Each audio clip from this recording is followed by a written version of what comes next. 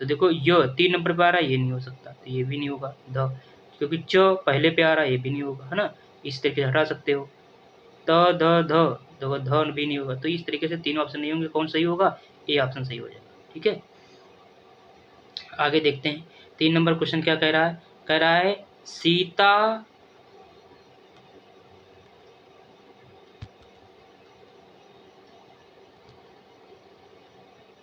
कहता है सीता सखियों सहित पुष्प वाटिका गई, वाक्य में रेखांकित अव्यय प्रयोग निम्नलिखित में से किस भेद का उदाहरण है? तो देखो भाई, किस भेद का उदाहरण है? एक हमारा होता है क्रिया विशेषण, एक होता है समुच्चय बोधक, एक होता है संबंध बोधक, एक होता है विस्मयादि बोधक, है ना? क्या होता है? तो हम कहाँ पे पहुंचे थे? सीता सखियों सहित पुष्प वाटिका गई, वाक्य में रेखांकित अव्यय प्रयोग निम्नलिखित में से किस भेद का उदाहरण है? तो हमने क्या देखा? समुच्चय बोधक नहीं, समुच्चय बोधक नहीं हो सकता।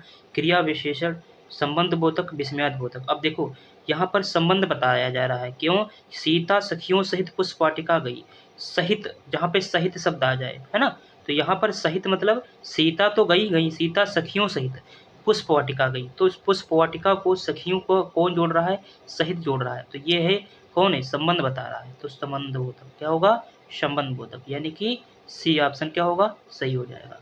इस तरीके से हम कर सकते हैं। ठीक है, अगला देखो क्वेश्चन, किस विकल्प में सभी शब्द शुद्ध हैं? तो देखो इसमें देखो भैया गलत लिखा है, ये पुरस्कार ही गलत हो गया, है ना? पुरस्कार ऐसे नहीं लिखा जाता है, पुरस्कार पुरस्कार ऐसे लिखा जाता है। ठीक है, पुरस्कार नहीं होता है, पुरस्कार, पुरस्कार। ठीक है, ये बात ध्यान रखना। अब हम बात करेंगे, इसमें देखो ये गलत हो गया, इसके बाद में हम देखेंगे अतिशयोक्ति मंत्रिमंडल। अब यहाँ पर देखो, यहाँ पर कौन सा क्वेश्चन, यहाँ पर मतलब कौन सा ऑप्शन गलत है इसमें? अतिशयोक्ति मंत्रिमंडल। देखो मंत्रिमंडल तो सही है, अतिशयोक्ति गलत लिखा है, अतिशयोक्ति गलत लिखा हुआ है, अतिशयोक्ति, अतिशयोक्ति। तो यहाँ पर ये ऑप्शन नहीं होगा। विरहेड़ी सुवासिनी, विरहेड़ी, विरहेड़ी सुवासिनी, ये भी गलत है। क्यों? क्योंकि विरहेड़ी ऐसे नहीं लिखा जाता है, विरहेड़ी ऐसे नहीं लिखा जाता है। इसमें डी ऑप्शन सही है, चरमोत्कर्ष और हतोत्साह, ये बिल्कुल सही ऑप्शन है, यानी कि डी ऑप्शन है। विरहेड़ी और सुवासिनी ये गलत है। ठीक है, ये बात ध्यान रखना। अगला देखो 5 नंबर क्वेश्चन क्या कह रहा है? 5 नंबर क्वेश्चन कह रहा है निम्न निम्न में पुल्लिंग शब्द कौन सा है? पुल्लिंग शब्द कौन सा है? क्षमा है, क्षमा मांगी जाती है, तो ये तो स्त्रीलिंग हो गया। घटना, हम कहें घटना घट गई, तो ये भी स्त्रीलिंग। क्षेत्र, उसने क्षेत्र हड़प लिया, तो लिया आ गया तो फिर पुल्लिंग हो गई, तो इसका मतलब ये क्या होगा? C option. रीति रिवाज निभाई जाती है, तो ये भी गलत हो गया। ये क्या हो गया? ये है स्त्रीलिंग। क्या है? स्त्रीलिंग। ठीक है, ये बात ध्यान रखना। तो ये इतने सारे स्त्रीलिंग हो गए। अब इसमें कह रहा है कौन सा बहुवचन है? हवा, आग, समाचार, वर्षा। तो इसमें कौन सा होगा? समाचार क्या होता है? अपने आप में बहुवचन होता है, इतनी बात ध्यान रखना। हवा एक वचन, आग एक वचन, वर्षा एक वचन, तो हमारा ऑप्शन क्या होगा? समाचार। ठीक है, आगे देखो अगला क्या कह रहा है? वाक्य में जहाँ पूर्ण विराम की तुलना में कम रुकना पड़ता है या ना रुकना होता है, वहाँ किस चिन्ह का उपयोग किया जाता है, प्रयोग किया जाता है? निर्देशक नहीं भैया, कोष्ठक अरे नहीं, उद्धरण चिन्ह नहीं, अर्धविराम। किसका? अर्धविराम का। जहाँ पर पूर्ण विराम की तुलना में कम रुकना पड़े, तो पूर्ण विराम तो ऐसे लगता है, लेकिन अर्धविराम छोटा लगता है, तो इसलिए यहाँ पर क्या लगाएंगे? अर्धविराम, है ना? 8 नंबर देखो, अनुदित का संधि विच्छेद करें। अनु प्लस उदित, अनु अनु प्लस उदित, अन, अरे अरे भैया ये तो बिल्कुल गलत हो गया। अनु प्लस आदित्य, ये भी गलत हो गया। अब लड़ाई बची इसमें और इसमें, तो अनु प्लस उदित, अनु का कोई अर्थ होता है? 8 का हमारा ऑप्शन सही हो जाएगा ए। क्या हो जाएगा? ए। अनु प्लस उदित, अनु छोटा उदित, तो अनुदित हो जाएगा, अनु प्लस उदित। अब यहाँ पर पूछा जाएगा संधि विच्छेद, तो हो गया। संधि कौन सी है? तो अनु उ प्लस उ मिल करके क्या बना रहा है? बड़ाऊ बना रहा है। इसका मतलब क्या है? ये दीर्घ संधि है। क्या है? दीर्घ संधि। ठीक है, यानी कि दो बराबर के स्वर मिल करके एक दीर्घ स्वर बना दे, बड़ाऊ बना दिया, तो वो क्या होता है? अपने आप में दीर्घ स्वर होता है। ठीक है, ये बात ध्यान रखना है। फिर देखो 9 नंबर क्वेश्चन क्या कह रहा है, देशार्पण में कौन सा समास है, तत्पुरुष समास, द्विग समास, अव्ययी समास, कर्मधारय समास। तो इसमें कौन सा होगा, इसमें कौन सा होगा, देशार्पण के लिए तत्पुरुष समास। क्यों, क्योंकि इसका अर्थ जो होगा ना वो होगा, इसका विग्रह क्या होगा, देश के लिए अर्पण, देश के लिए अर्पण। अगर ये तुमसे कोई पूछे कि इसमें तत्पुरुष में कौन सा होगा, तो होता है कर्ता ने कर्म को करण से संप्रदान के लिए अपादान से अलग, है ना, अलगाव प्रदर्शित करता है। तो कर्ता ने कर्म को करण से संप्रदान के लिए अपादान से अलग, है ना, संबंध काकी के अधिकरण में पर और संबोधन हे हरे हे राम। तो ये इस तरीके से हमारा होता है। तो के लिए किस लिए आता है, तत्पुरुष, तत्पुरुष समास इसमें हो जाएगा, क्योंकि यहाँ पर क्या है, देश के लिए अर्पण, देशार्पण हो जाएगा। इतनी बात आपको याद रखनी है। अगला देखो 10 नंबर क्वेश्चन क्या कह रहा है। 10 नंबर क्वेश्चन कह रहा है, निम्न में से कौन सा वाक्य सरल वाक्य नहीं है। देखो, लड़का दौड़ता है, ये भी सरल है। बंदर पेड़ पर चढ़ रहे थे, बंदर पेड़ पर चढ़ रहे थे।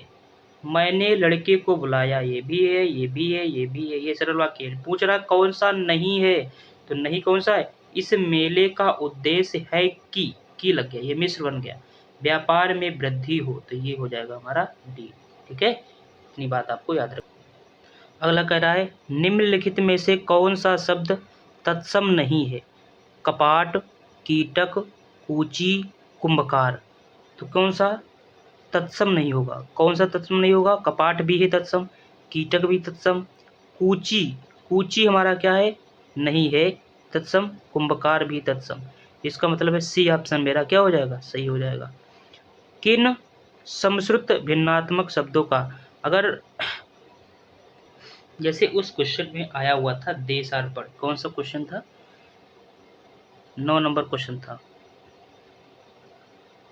तो क्वेश्चन था देशार्पण, देशार्पण में कौन सा समास है ना, यही तो क्वेश्चन पूछा था, देशार्पण में कौन सा समास है। तो हमने क्या बताया था, तत्पुरुष समास। क्या बताया था, तत्पुरुष समास। इसमें कौन सा होगा, तत्पुरुष समास होगा। अब तत्पुरुष समास में भी बहुत सारे भेद होते हैं ना, है ना, कर्ता ने, कर्ता ने, कर्म को, कर्म को, करण से, करण से, है ना, इस तरीके से। तो ये तत्पुरुष में कौन सा होगा, तो इसका अर्थ क्या हुआ, यानी कि इसका विग्रह जब करोगे तो देश के लिए अर्पण क्या होगा, देश के लिए, देश के लिए अर्पण, देश के लिए अर्पण। इसका मतलब ये हुआ, यहाँ पर के लिए आया, और के लिए आता है किसमें, संप्रदान में। इसका हमने विवरण बता दिया है ना। संप्रदान हमारा क्या हो जाएगा, तत्पुरुष, तत्पुरुष, संप्रदान तत्पुरुष समास। ठीक है, ये बात इतनी याद रखनी, ठीक है। अब वाला, ये वाला जैसे क्वेश्चन हमारा आया हुआ था, कौन सा, कूची। तो कूची जो होता है ना, कूची हमारा तद्भव है, क्या है, तद्भव है। अब इसका जो तत्सम होता है, इसी का तत्सम अगर लिखना हो तो क्या होगा, तत्सम होगा कूर्चिका। क्या होगा इसी का, कूर्चिका। क्या होगा, कूर्चिका। ठीक है, कूर्चिका होगा। इतनी बात आपको याद रखनी है, ठीक है। अब बात किया जाता है, जैसे हम कहें संयुक्त वाक्य कौन कौन से होते हैं, जो योजक चिन्ह हमको यूज होते हैं। तो संयुक्त जो होते हैं, संयुक्त, संयुक्त वाक्य के जो योजक होते हैं कौन कौन से होते हैं, संयुक्त वाक्य के योजक, योजक कौन कौन से हो सकते हैं। तो हमको योजक चिन्ह हमको बताने होंगे, तो हम देखेंगे योजक कौन कौन से हो सकते हैं। पहला होगा और अगर तुमको दिख जाए इसका मतलब क्या है, वो हमारा संयुक्त है।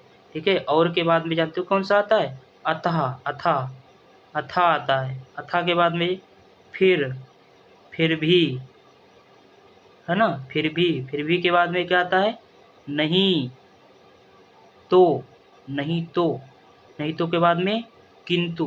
क्या आता है, किंतु। किंतु के बाद में आता है अतः। क्या आता है, अतः। अतः के बाद और, परंतु, परंतु, किंतु, है ना, परंतु, किंतु आदि इतने शब्द हमारे आ सकते हैं किसमें, संयुक्त वाक्य के, संयुक्त वाक्य के योजक हमारे इतने, इतनी बात आपको याद रखनी है, ठीक है।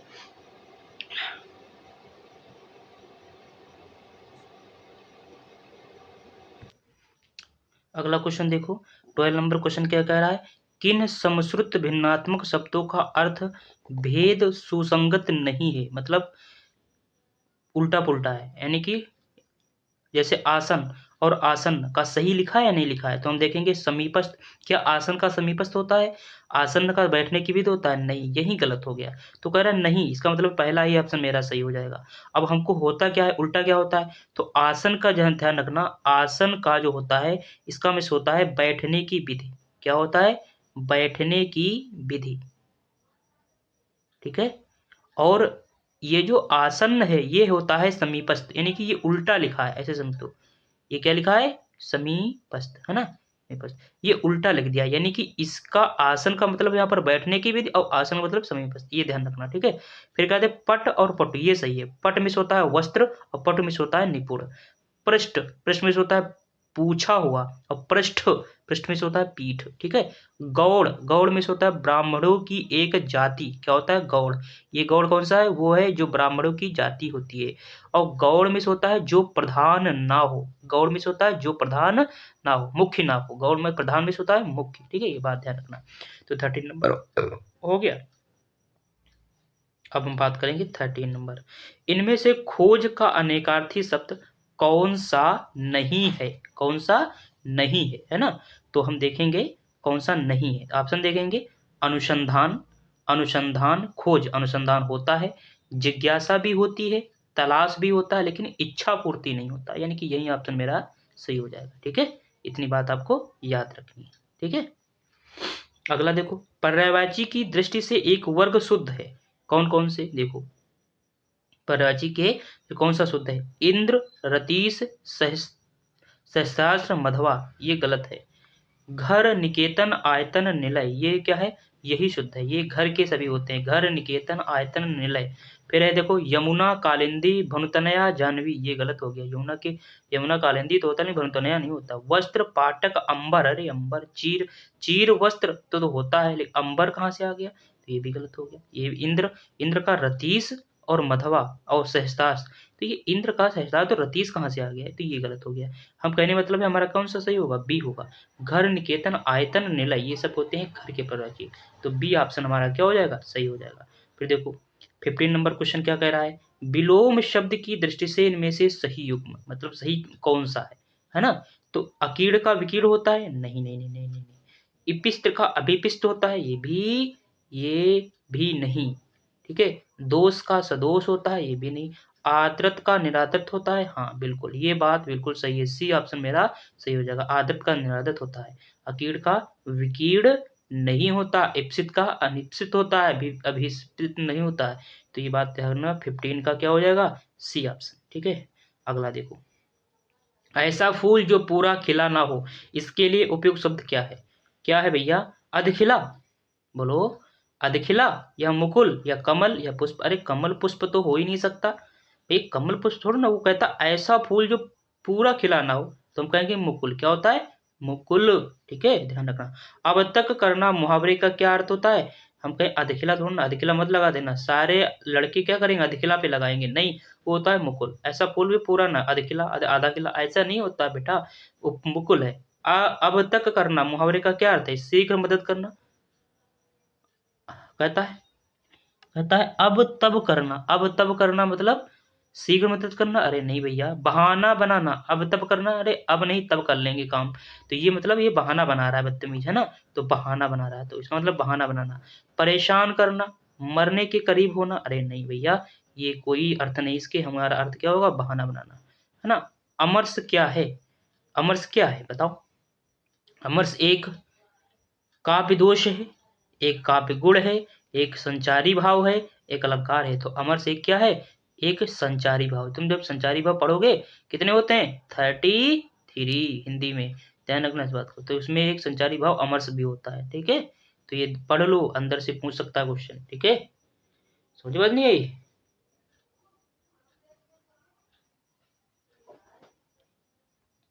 घनाक्षरी में कौन सा छंद है?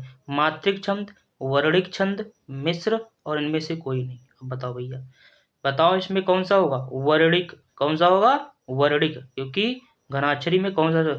घनाक्षरी, ध्यान रखना इसमें क्या कौन सा होगा? वर्णिक। मात्रिक नहीं होगा, मात्रा से मतलब नहीं है, तो ना मिश्र होगा। क्या होगा यहाँ पे? 19 का बी ऑप्शन सही हो जाएगा। ठीक है, क्या लिखा है? बांधा, लिखा है बांधा था विधु को किसने, इन काली जंजीरों से, है ना। मणि वाले फड़ियों का मुख क्यों भरा हुआ हीरों से। इसका कौन सा अलंकार है? क्या उत्प्रेक्षा है? अरे नहीं भैया, उत्प्रेक्षा में तो संभावना होती है, मतलब संभावना। संभावना समझते हो? पॉसिबिलिटी, संभावना। ये नहीं हो सकता भैया। विरोधा, अरे विरोध हो ही नहीं रहा है भैया, विरोध का कहीं भाव तुमको दिख रहा है? नहीं। ये तो कह रहा है, अरे श्लेष भी नहीं, श्लेष में से होता है चिपका हुआ दो शब्द एक जैसे आएगी जिनका अर्थ अलग अलग होता है। विरोधाभास नहीं हो सकता। अब यहाँ पर क्या है? अतिशयोक्ति है। ज्यादा बढ़ा चढ़ कह रहा है, वो कहता है बांधा था विधु को किसने, इन काली जंजीरों से, मणि वाले फड़ियों का मुख क्यों भरा हुआ हीरो से। तो बहुत ज्यादा बढ़ा चढ़कर जहाँ पर वर्णन हो वहां पर क्या ले देते हैं? अतिशयोक्त कर देते हैं। जैसे उदाहरण है,